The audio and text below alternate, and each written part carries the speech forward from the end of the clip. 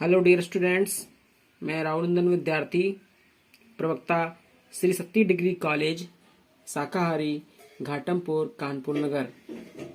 Dear students, आज हमारा विषय है शांति शिक्षा एवं सतत विकास। तो आज हम इसके बारे में अध्ययन करेंगे।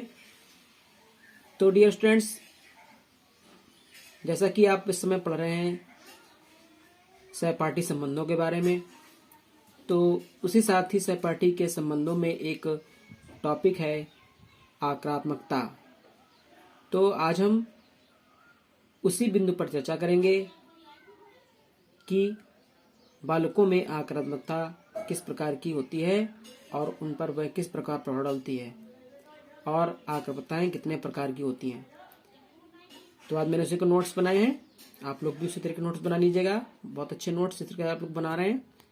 तो चलिए पढ़ते हैं आज का टॉपिक। तो डियर स्टूडेंट्स, ये देखिए आज का टॉपिक ये है आक्रामकता।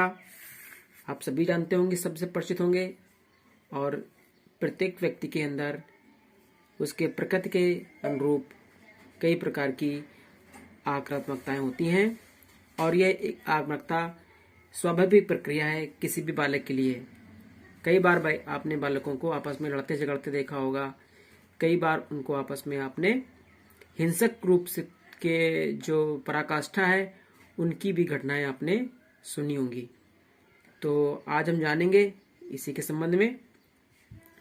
तो आप सबसे पहले टॉपिक में डालेंगे हेडिंग आक्रामकता और इसके अंतर्गत लिखेंगे सामान्य रूप से साथी संबंधों के मध्य आक्रामकता की स्थिति भी देखी जाती है। आक्रामकता की स्थिति में बालकों में विवाद की स्थिति उत्पन्न हो जाती है तथा बालकों में रचनात्मकता के स्थान पर विध्वंसात्मकता की प्रवृत्ति विकसित होने लगती है। इस स्थिति के उत्पन्न होने के अनेक कारण हो सकते हैं, फिर भी प्रमुख कारण यह देखा जाता है कि किसी बालक के उसके साथी समूह में उसकी उपेक्षा की जाने लगती है। यानी कि जब बालक में क्या होता है कि जब हम जो बालक होते हैं उनके अंदर इस तरह की स्थिति जब उत्पन्न होती है जब उनकी किसी भी कार्य में उनकी उपेक्षा की जाने लगती है। अगर खेल है, अगर उसको खिलाया नहीं जा रहा है तो वो आक्रामक हो सकता है, ठीक है। और अगर किसी चीज़ का कोई किसी भी प्रकार की कोई पार्टी है चल रही है, उसमें उसको अगर इग्नोर किया जाता है तो वहाँ पर उसकी स्थिति जो आक्रामकता की हो जाती है। तो कई कारण हो सकते हैं, क्योंकि बच्चों को जो बालकों का जो मानसिक स्तर होता है वह बहुत मासूम होता है और हर छोटी से छोटी चीज को वो अपना समझने लगते हैं और उस अपनेपन में उनको जरा सा भी भेदभाव दिखता है तो उनके अंदर आक्रामकता की स्थिति उत्पन्न हो जाती है। यह आपने छोटे बच्चों में देखा होगा, चाहे वो फ्रेंड सर्कल में हो या उनके पारिवारिक संबंधों में भी उनकी इस तरीके की स्थितियां आ जाती हैं। तो आज हम उसी पर चर्चा करेंगे। तो आगे लिखेंगे इसी में आक्रामकता के स्वरूप एवं उसकी विशेषताओं को अग्रलिखित रूप में स्पष्ट किया जा सकता है। तो इसके पूरे जो है टॉपिक है वह 15 बिंदु हैं। उन 15 बिंदुओं को लेकर के हमें चलना है। तो जो मुख्य मुख्य बिंदु हैं उनको मैं आपको समझाता चलूँगा और आपको केवल बिंदु लिखने हैं। यूनिट टेस्ट में मैं बिंदुओं के बारे में चर्चा करूँगा, बाकी इन सभी बिंदुओं को लिखना बहुत जरूरी है, ठीक है। तो चलो पहला बिंदु लिखते हैं, खेल संबंधी आक्रामकता। खेल संबंधी आक्रामकता में आपने सबसे देखा होगा कि जितने ज्यादा झगड़े होते हैं तो उनको कभी कभी खेल में ही उनको झगड़े आपको देखने को मिलते होंगे। कई बार क्या होता है कि कई साथियों को खिला रहे हैं और एक साथी की उपेक्षा कर दी, उसको नहीं खिलाया, ठीक, तो निश्चित रूप से वह आक्रामक हो जाएगा और अपनी प्रकृति और अपनी शक्ति के अनुसार आपको नुकसान पहुंचाने का पूरा प्रयास करेगा। अगर वह नहीं कर पाता है तो वह उसके अपना गुस्सा प्रदर्शित करने का अलग अलग व्यवहार हो सकता है। वह क्या करता है, फिर वह खिलौने तोड़ने लगता है। जो भी खेल के उपकरण होते हैं उनको तोड़ने का प्रयास करता है। या तो वह दूसरों खिलौने तोड़ देगा या तो फिर वह अपने खिलौने तोड़ देगा। तो इस तरीके से उनके अंदर जो है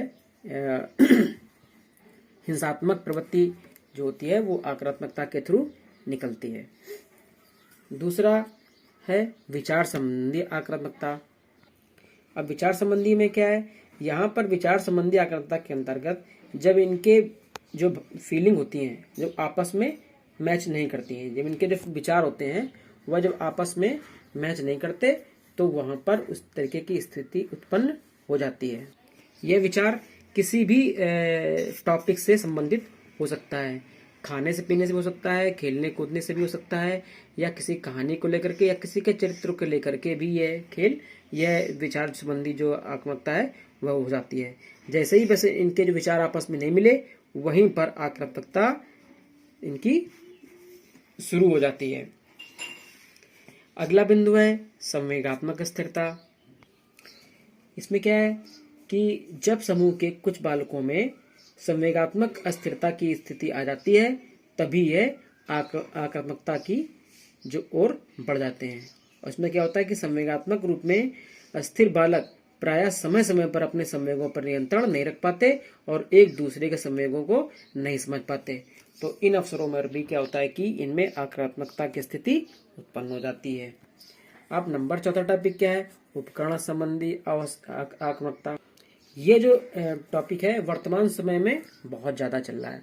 तो उपकरण संबंधी का मतलब आक्रामकता क्या है कि आप मोबाइल को ही ले लीजिए, ठीक है। तो जब बच्चा क्या करता है, आजकल मोबाइलों में बहुत ज्यादा खेलते हैं, तो उसमें क्या होता है कि उपकरण संबंधी में कि उनको मतलब गेम खेलना है, उनका टारगेट होता है कि 1000 या कुछ भी उनको टारगेट होता है कि 1000 क्वाइंस हैं या 1000 का कुछ भी उनका टारगेट होता है। उसको जब चेस करते हैं और वह अगर 100 तक बार बार पहुंच रहे हैं, नहीं पहुंच रहे हैं, तो फिर उनके अंदर क्या होता है, उनके अंदर क्रोध आने लगता है, ठीक।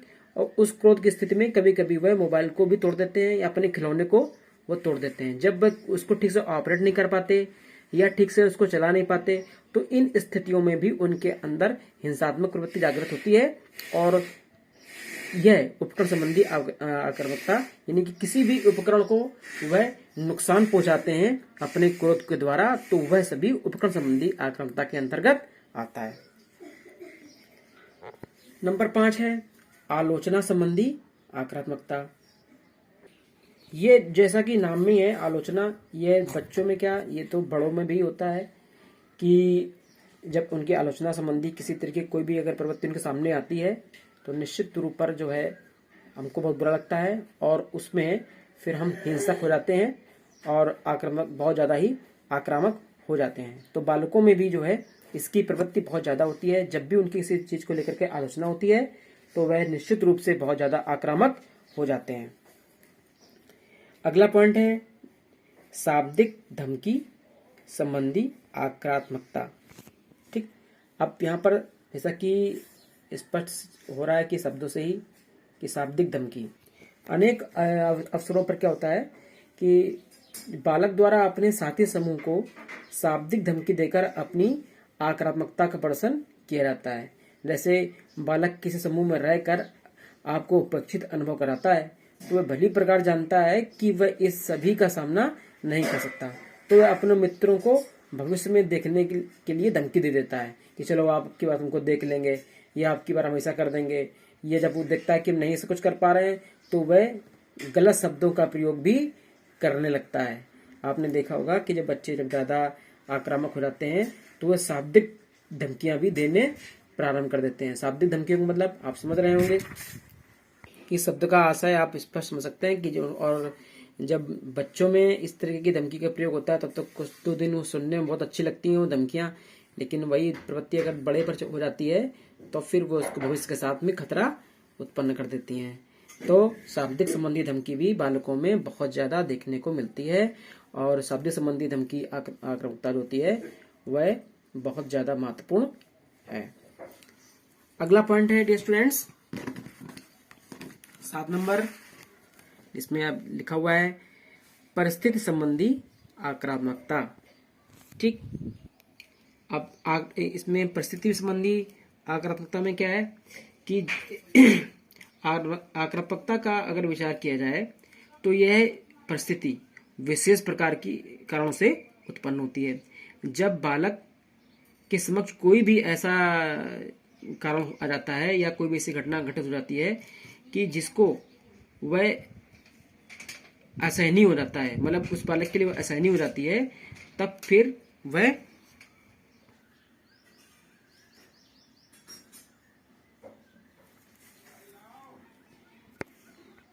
इसी प्रकार अगली जो है वह प्राथमिक स्तर पर आक्रामकता, ये कि जो पहले चरण पर जो भी फर्स्ट स्टेप में जो भी आक्रामकता होती है वह प्राथमिक स्तर की आक्रामकता के अंतर्गत आती है। नेक्स्ट पॉइंट है सामाजिक गुणों का अभाव। सामाजिक गुणों के अभाव के अंतर्गत जब तक बच्चों के अंदर सामाजिकता का अभाव रहता है तब तक उनके अंदर इस तरीके के आवेग और वेग बढ़कर के आक्रामकता का रूप लेते रहते हैं। नेक्स्ट पॉइंट है 11 नंबर, इस पर लिखा है समायोजन क्षमता का अभाव। तो यहाँ पर क्या कहें, आपसी सामंजस्य जो होता है, समायोजन का करने की जो क्षमता बालकों में कम होती है उसका अभाव होता है, जिसके कारण कि ये आक्रामकता विकराल रूप ले लेती है। नंबर 12 है व्यापक सोच का अभाव। तो जाहिर सी बात है कि जब तक बच्चा मैच्योर नहीं होता है तो उसकी व्यापक सोच वहां पर स्थिर नहीं हो पाती, जिसकी वजह से भी वह स्थितियां उत्पन्न हो जाती हैं। नंबर 3 है सहिष्णुता का अभाव। बिल्कुल सही बात है, सहिष्णुता का अभाव में भी बच्चों में इस तरीके के अभाव देखने को मिलता है, जिसके कारण ये स्थितियां उत्पन्न होती हैं। नंबर 14 है सार्वजनिक हित की भावना का अभाव।